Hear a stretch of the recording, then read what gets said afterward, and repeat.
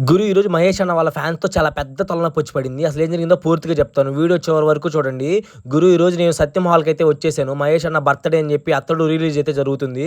So, నేనైతే expect చేయలేదు ఇంతమంది వస్తారా అని. గురు మామూలుగా అంటే మామూలుగా రాలేదు జనము. అలాగే ఫ్యాన్స్ చాలామంది ఈ సినిమా చూడటానికి చాలా రోజుల నుంచి అయితే వెయిట్ చేస్తున్నారు. సో, రాంగాల్నే చాలామంది అయితే మామూలుగా అంటే మామూలుగా ఎంజాయ్ చేయలేదు. కాకపోతే కొంతమంది మధ్యలో చాలా అంటే చాలా డిస్టర్బ్ చేశారు. అలాగే ఫ్యాన్స్‌ని అలాగే మేనేజ్‌మెంట్‌ని కూడా చాలామంది వాళ్ళ వల్ల డిస్టర్బ్ అయ్యారు. చాలా అంటే చాలా గోల చేస్తూ, రకరకాల జెండాలు ఎగరేస్తూ అలా ఇబ్బందయితే పెట్టారు. సో, ఇది మంచిది కాదు గురు. అంటే మహేష్ అన్న చాలా క్లాస్‌గా ఉంటారు.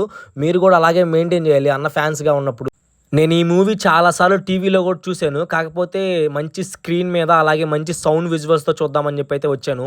నాకు తగ్గట్టు మ్యాచ్ అవ్వలేదు గురు ఈ హాల్‌లో. కాకపోతే రత్నం ఇచ్చుంటే చాలా అంటే చాలా బాగుండేది.